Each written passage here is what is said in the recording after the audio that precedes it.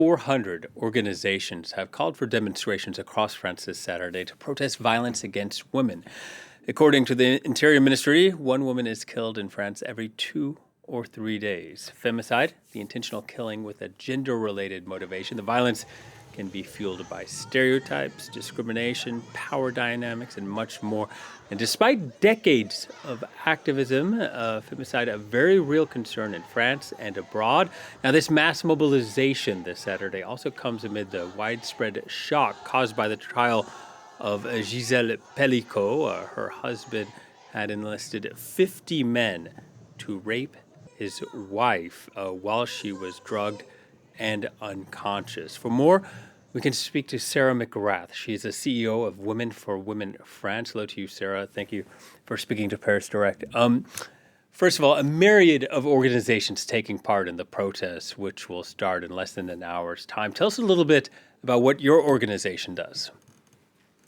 So Women for Women France, we are the creator and we manage the online resource centre of information for all victims of domestic abuse in France. One of the most complex issues in France is how absolutely bureaucratic and how difficult it is for victims to navigate such a complex system. So we manage that portal, but equally we advocate. So we advocate for the rights of all women with a particular access on our domestic abuse laws.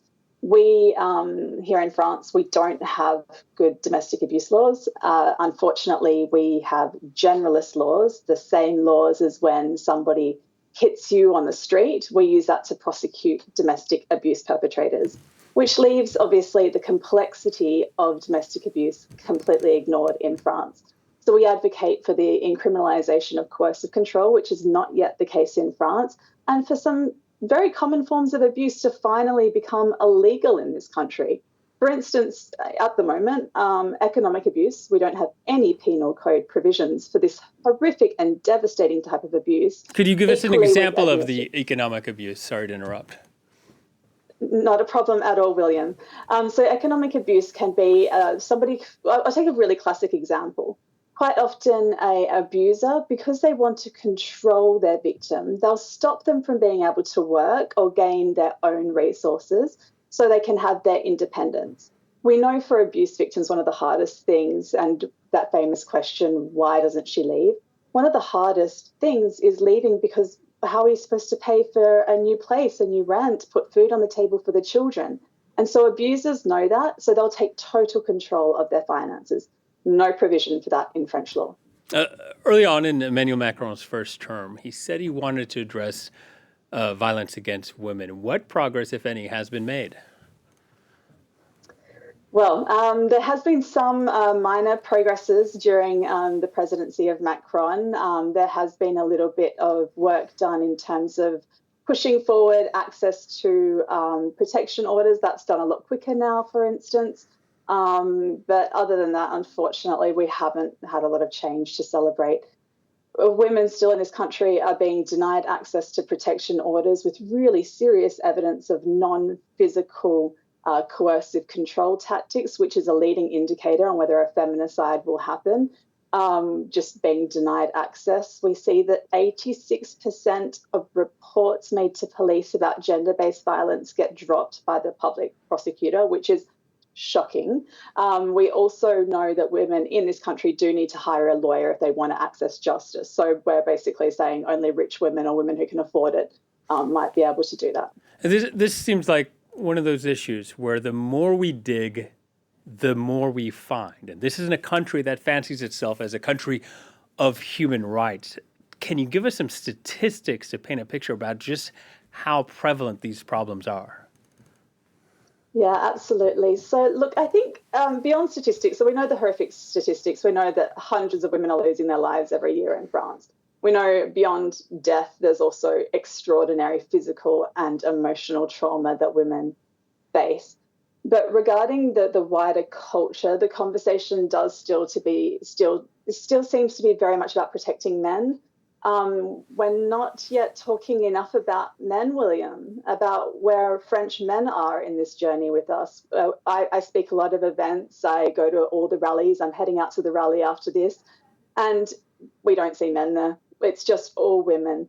And we know we're talking about male violence against women, so we really need French men and men around the world, American men, all men, to join us while we fight to end this violence that's coming from men. Yeah, and I think one of the things that's most shocking about the Gisèle Pélicot trial is among those 50 men that raped her, we've seen men from all walks of life, people that you wouldn't have thought would carry this secret within them, and it makes you question about just who your neighbor is or who your colleague might be. What needs to happen for us to see a shift in French society? Yeah, and thank you for putting that forward. It's absolutely right. The thing that does stand out in the Giselle Pellico case is how ordinary these men are. The men we work with, our neighbors, the men we live with, the men that we love. So I think we need to first recognize that false reports of gender-based violence, we have statistics, we have very clear research on it, they're really low. False reports are coming in at 2 to 4%.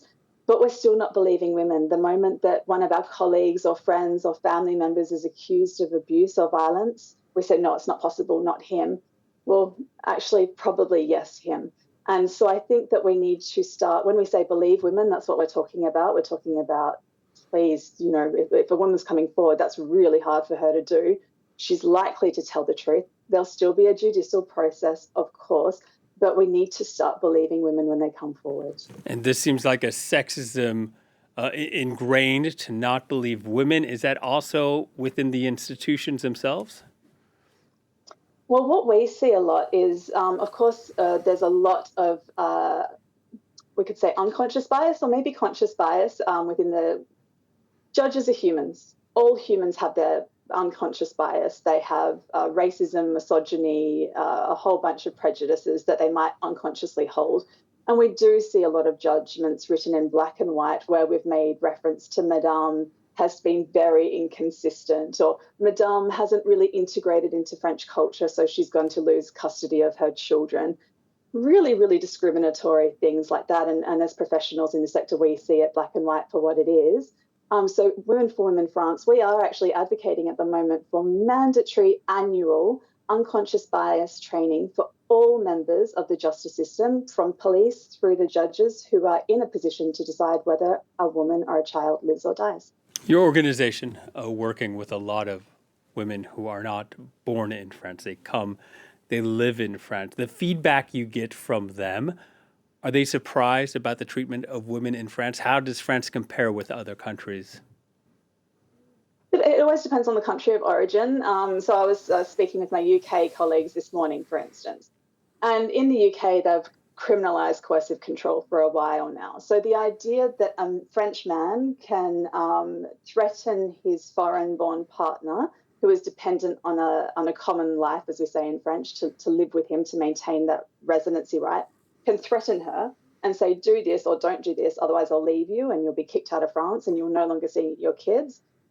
The fact that there's no provision for that, that's not technically illegal in France. We don't have a provision in the penal code to say that sort of administrative violence is not on, is really shocking. It's really shocking to my colleagues in the UK and Australia. So it really depends on the country of origin. But we know that French women or all women living in France are worse off than their neighbours. We seem to be stuck. We seem to not be able to really get proper, serious legal reform that takes into account the latest research and best practices from around the world, which is such a shame. I know the protest kicking off at the top of the hour here in Paris. Any idea about how many people will be taking part? How many you'd like to see out there on the streets? We want to see everyone out there. So if you're in Paris or anywhere around France, top of the hour in Paris, so in half an hour I'll be out there. So please come and join us. And we don't have an estimate on figures, but I do predict, William, that this year it's going to be a huge turnout. We're angry. We're tired.